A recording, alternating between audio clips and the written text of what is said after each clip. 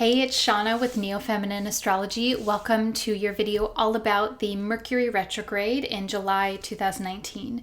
In this video, I'll share with you the specific transits, aspects that Mercury will be making during this period, some important dates for you to know and how to work with that energy, as well as what it means that Mercury is in Leo and Cancer during this period and how you can work with this because this is going to be a unique retrograde period. It's going to be definitely more instinctive, more impassioned. I would also say very highly feeling compared to some other Mercury retrograde periods. So let's get started. First, the dates that Mercury is retrograde will be July 7th through the 31st. And before we go into too much detail, what is Mercury retrograde? It is a period of time when the planet Mercury appears to be moving backward in the zodiac. This happens about 3 to 4 times each year. And Mercury symbolizes thought, communication, contracts, details. Because it symbolizes all of these things, when Mercury is moving backward or appearing to move backward in the zodiac, it is a symbol of reflection, of going back over the details of Mercury, thinking about things, Mercury, and reflecting in a more internal way, or going back and looking at something that you've planned or that you've done and looking at this in a very analytical kind of way and a contemplative way. It's internalized. Mercury retrograde is also known in pop astrology for making things go wrong or making things break. And although this can happen, it doesn't mean that that is what is going to happen or that that's what needs to happen. Essentially, Mercury retrograde is a process of reevaluating or introspecting, and it can be a time where you get a lot of insights and a lot of new ideas and you decide to change something for the better for you. So Mercury is going to be retrograde in Leo first. It's stationing retrograde at 4 degrees of Leo, and it's in the sign of Leo from July 7th through the 18th. Leo is a fire sign and it's a fixed sign. It's about passion and instinct. Leo is about leadership. But even more than the qualities of Leo, we look to the planet that rules Leo, because Mercury, when it is in this sign, it is taking on the qualities of this other planet, and it is sort of symbolically looking to this other planet to inform it on how it's going to act. And so this would be the sun. The sun is ruled by Leo. Sun is in Cancer right now.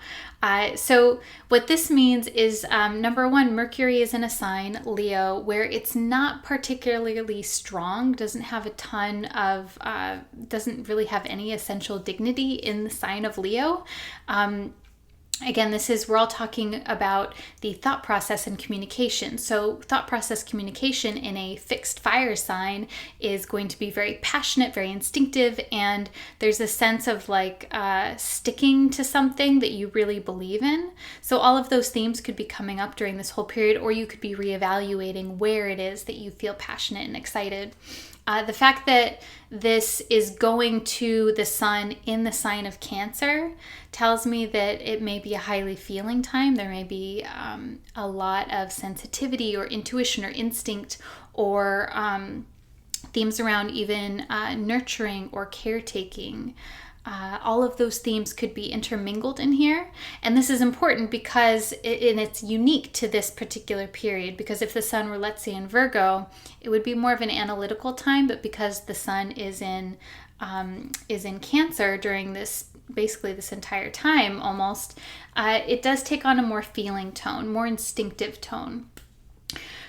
So then Mercury is going to keep appearing to move backward in the sky, and then July 19th through the 31st, Mercury will be in the sign of Cancer. And so this is a softer approach. Again, it's like amplifying this effect of emotional tone. So Mercury in the sign of Cancer is about communication in a way that is maybe a bit more indirect. There's more feeling tone, there's more sensitivity, there's more subjectivity. So it is more about the the intuition and the feeling and the gut senses, and saying things in a way that is going to be either soft or, even in an extreme case, maybe more passive. The other piece of this is, again, we're looking, so with this, we're looking to the moon as informing this period, because Cancer rules, the moon is ruled by Cancer. So I think this is important also because it's a highly feeling tone, but it also has a potential to feel like things are changing and moving in cycles very quickly, because the moon moves quickly, the moon moves in cycles. We follow our lunations every month. And so the moon is going to be, as always, moving through a different sign every 2 days or so. So thought process Mercury is going to be looking to the moon to inform what it's doing and how it's expressing. And this is going to be changing very rapidly every 2.5 days or so. So I would say that the last part of this retrograde, the 19th through the 31st, I think may feel not just where you're more connected to your intuition when you're thinking, but also you may be changing your mind a lot, because we're following the lunations more, and you may be tuning in more to the lunations to inform what it is that you're contemplating and thinking about. And so I share all of that with you because I think it's important to kind of have to have an expectation of what you might feel like, so that if you are feeling like things are changing, that is normal. The other piece of this too, as far as the aspects, this is really important, is Mercury will station retrograde on the 7th, conjunct Mars, exactly, or partile. So it'll be at the same degree, 4 degrees of Leo. So Mercury, the mind, communication, takes on these qualities of Mars. Mars takes on the qualities of Mercury. Mars is about confidence, assertiveness. It's about fighting for something. It's about physical vitality. And Mercury and Mars together, there is it's the classic symbol of argumentation, or like having a debate. This is like totally Mars, Mercury. And in Leo, this is like having a public and impassioned argumentation or debate. And so you could be feeling like having a lot of debates that could be very present in your life. But more than that, I would be really curious, and this will be in the tips I'll share a little bit more with you in a moment, is how is it that you express Mars energy in your life now? How do you assert yourself? How do you fight for things? Like if you don't agree with something, how do you express that, or how do you not express that?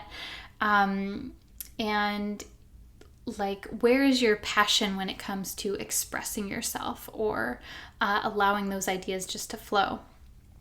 The other piece of this too is that, so Mercury will not make an aspect to Uranus, but Mars will. So Mars is going to move forward to make a square aspect with Uranus. And this is a part of this cycle because Mars-Uranus is a very dynamic aspect. Mars is, again, like these very yang and assertive and forward-moving kind of energies, especially so, or it's enabled to do so in the sign of Leo, in this leadership role.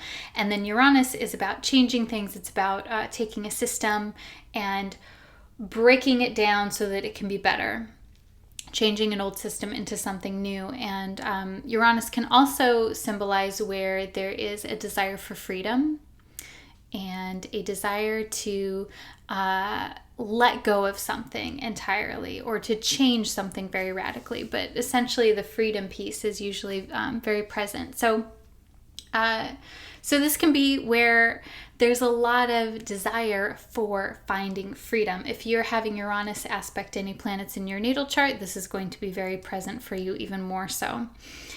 So this is something, again, that may be kind of like on your mind as well, things that you're thinking about. And then the another aspect that's happening towards the very end of the cycle is much more sweet and pleasant, and I think like restorative aspect, is Mercury will conjunct Venus in Cancer. And so I see this as kind of like putting a balm on any agitation that's flared up during this cycle. So this is happening July 25th at 26 degrees of Cancer. And so Venus is relationships, it's beauty, sex, love, money even. And it has a very soothing kind of quality. When Venus comes into contact with another planet, it can be like a smoothing out of any agitation. And so Mercury, Venus coming together, there can be conversations that with other people where things are smoothed out or new conversations happen. But it feels like something that's going to sort of alleviate any agitation or pressure, any flare-ups that were had. So I would definitely take advantage of that. And we can see that I would even count that as like leading up to the conjunction on the 25th. So maybe like the 20th through the 25th is where if there are things that you want to say to people or there are connections that you would want to make, I would really put it in there, because that would be a good time where like anytime Venus is involved, you're typically well received in situations. So I have a few tips for you to really make the most out of this. Tip number one is especially this first week to find an outlet for your ideas. Mercury, Mars together, there's a lot of oomph around ideas, and this can range from having something very specific that you want to say, conversations that you want to have, or a message that is important to you, and maybe you don't know what you want to do with it. Maybe you get it out on paper. It could even be just having like this nagging sense of agitation, and maybe you need to find an outlet for that. So ideas, of course, are like literally writing things down, talking to people, although I would be very cautious with having conversations if you feel agitated, especially this first week or so, because Mercury and Mars are so close together, and the Mars-Uranus. So I'd be very... I would encourage you to be even more diplomatic maybe than you normally are, especially if you're feeling agitated, and to find an outlet for Mars as well. So physical activity can be a nice complement to this, but it is also, because it's so mercurial with this topic that we're talking about, it is important to channel your ideas and to channel your thoughts, to do like flow of consciousness, or like even word association. It doesn't have to be linear. It can be very abstract as well. So that's tip number one, to find an outlet for your ideas. Tip number two is I want you to ask yourself how you express your Mars. And when I say that, I mean, how do you express your sense of anger? How do you express confidence? How do you express assertiveness? And even boundaries. Mars can be boundaries as well. So how do you express those things? And like, does that work for you? Do you like it? Do you wish that it would be a little bit different? And this is a several week process. So you can contemplate this. This can be a daily contemplation. This can be a weekly contemplation. You have time with this question. And I think that it's something that is really fruitful to contemplate, because we're starting off this whole entire retrograde period with Mercury Mars. Mercury is like, I want to think about how I act. Mars, like how I am physically putting myself out there in the world. So that's tip number two, contemplate how you express your Mars. Tip number three is to connect with your instincts.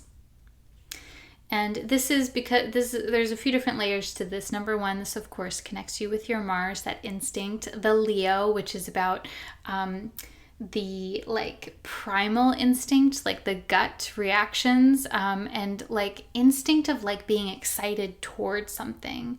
Like I really feel that with this Mercury retrograde is that we may feel like excited to go towards something, because there's the Leo and the Mars and the Uranus, and it's like there's all this excitement energy. So connect with your instincts and what you're excited about. Connect with your instincts also, if there's something that it feels like you want to push away from that thing. Of course, I think it's important to look at both, because instincts can be a warning for us. They can be information about what we're afraid of. They can be information about what we want to move towards, or just kind of even like a subtle uncertainty. So I really want you to work with that through this whole period, because there's a lot of potential for refining your instincts, refining your intuition during this period. I'm really feeling that strongly because this is in the sign of Leo and Cancer, the signs that rule the sun and the moon, which are about instincts and passion and intuition, and to how to take those more subtle qualities and to implement them into your conscious mind, which is Mercury. So find an outlet for your ideas, contemplate how you express your Mars, and connect with your instincts. So I've shared with you what it means, Mercury retrograde in a nutshell, some important aspects that Mercury is making, and the signs that Mercury is in and how that is significant to you for this particular period. I would love to hear from you and how you're feeling. Leave me a comment and let me know. And I'm wishing you lots of love and luck during this period, and I'll talk to you soon. Bye.